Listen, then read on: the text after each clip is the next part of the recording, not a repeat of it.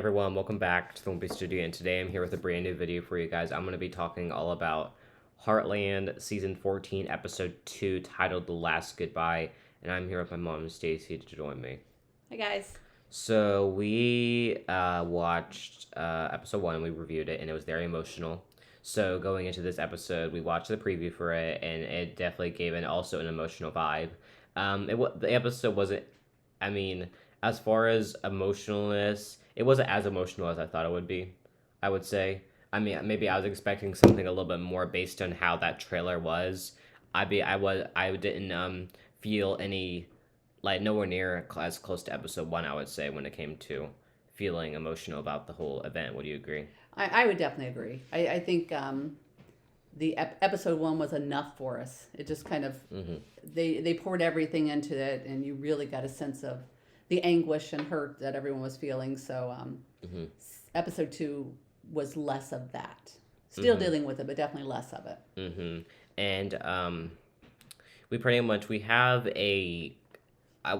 this episode, I thought it was very classic Heartland when it came to, like, Amy working with the horse and the cattle drive, and then Lou being like the leader, I guess, and, like, dealing with that, and being strong and independent. And I thought, did you kind of get some good, like, original vibes, kind of? I definitely did. So I would definitely agree with all of those points that you made, and include in that the addition of Parker just kind of coming and moving in, because they are just notorious for bringing in kind of strays, so to speak, and they just stay there with them. So yeah, it was definitely a classic Heartland episode.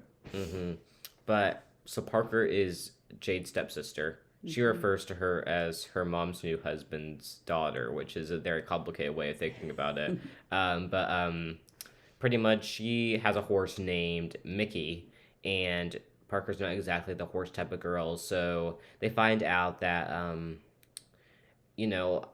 she's not sure. Parker's not exactly sure, like, if she has the responsibility to take on a horse.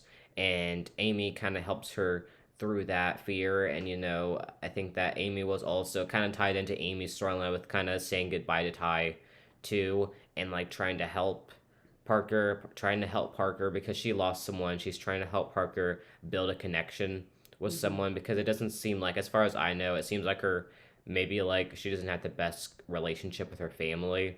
Just based on kind of what I got, she seemed like she just did her own thing a lot. I mean, did you like Parker overall as a character? I definitely did.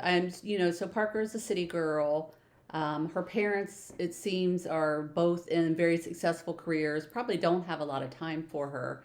So she kind of has to fend for herself, like you said. So her dad gives her this horse, Mickey, and it's kind of I feel guilty because I'm not spending time with you, so here's this extravagant gift. Not realizing that it's not necessarily the gift Parker probably would have liked. But Amy, this kind of opens the door for some healing for Amy, but it's also going to be some healing for Parker that we can see. Amy encourages her to say, you know what, even if you don't want to ride Mickey deserves to be taken care of. So they begin this kind of bonding relationship for both of them. I'm not sure if this is going to lead to, like, a foster thing. I mean, it could possibly. I mean, right now, I'm not necessarily thinking, so I mean, she might just be someone who's around. Yeah.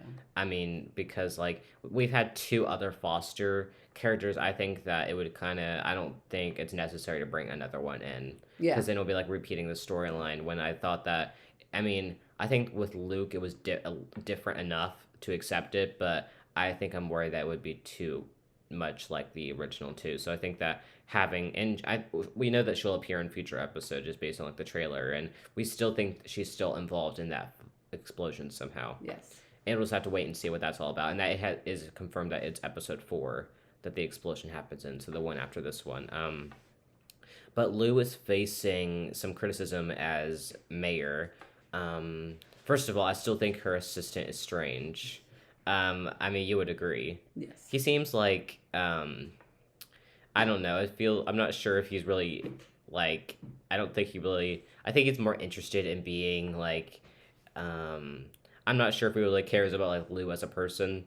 I think he just wants to, like, just to get it over with and, like, tell her the orders because he doesn't really want to have anything to do with it. Kind of. Hmm. What do you kind of agree? Yeah, I think so. Yeah, I mean, I think he kind of is kind of a know-it-all, but he just wants her to ask for help for his opinion. So, Mm-hmm. and that's going to be hard for Lou because Lou's kind of bossy and likes to be in Mm-hmm. control. So, It'll be interesting to see if there's actually more to him than meets the hmm, eye, and if he's like actually going to be like a character. Definitely, hopefully not a new love interest for Lou because that would be very, very oh, I hope not. complicated. But I don't know. For him to be around and for him to have like a I don't know, maybe like a little deeper understanding to him, they might go in that direction. I don't know, but I would have liked to see one more thing when it came to Lou because it said in the description she faces harsh criticism as mayor. What I think when I hear harsh criticism, I think like a crowd and everyone's like yelling, not Hmm. necessarily yelling, but kind of like complaining. I feel like it's like a town meeting kind of, but we didn't get one of those. It was just more like briefly mentioned. I mean, it could be COVID and like they want to limit crowd scenes as much as they can. But I still think it would have been cool to get that because I feel like that's definitely something that could happen. Would you agree?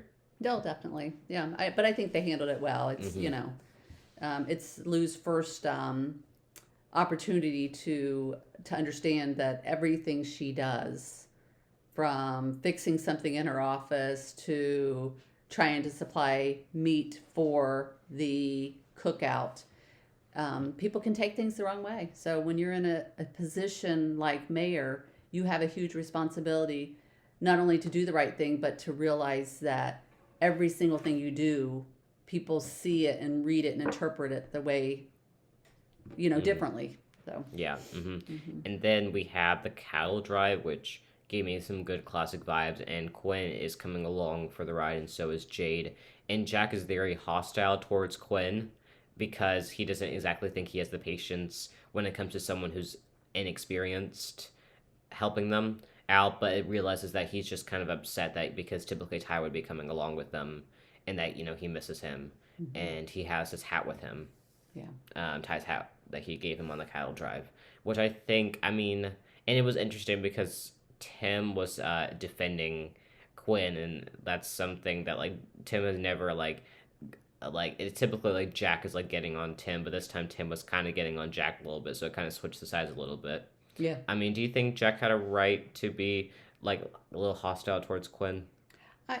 Jack, for the beginning of this, was reflecting back on his relationship with Ty, Ty's first cattle drive, and it had just brought a flood of memories back for him.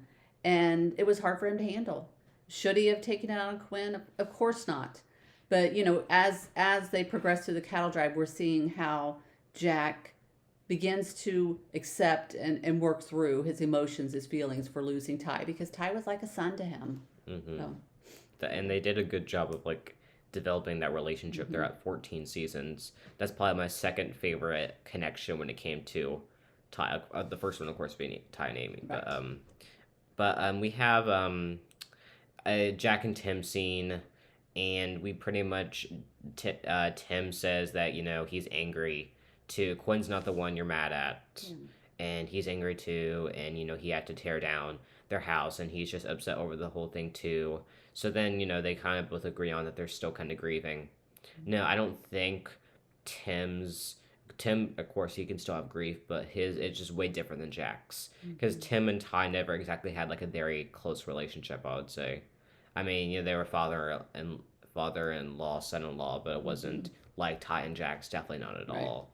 Um, but by the end, Jack is pretty accepting of Quinn, and it was kind of cool to see the cattle, like just a classic cattle drive again, and we have the fall festival that kind of happened at the end, and we pretty much have earlier on in the episode, Georgie might be moving to Florida, and it looks like that might be something that happens like this season or maybe next season or something like that. Um, and I think that she was kind of hesitant because of Amy, but Amy encouraged her, because she Mhm. doesn't want Georgie to lose any opportunities because she's one of Georgie's supporters. So she wants her to take every opportunity that she Mhm. gets. So it seems like that she's going to be going down there with Quinn, which means she might not be in the show as much. Um, we have And then finally, we do have Amy saying her like last goodbye to Ty. It almost felt like, and maybe there'll still be more of them, but this one felt like, and also, hence the title of the episode. It feels like it'll be shown a little bit less, maybe, and like she'll still be grieving, of course, but it'll like she maybe like close a little chapter, and like, um, so there was that, and then Lou decided that she is gonna contribute money to bee pesticides, and Parker was kind of happy about that. So Lou, I kind of liked her by the end because she was willing to give up something that she didn't want to do for someone else, and that's character development for Lou definitely because typically it's what she wants to do.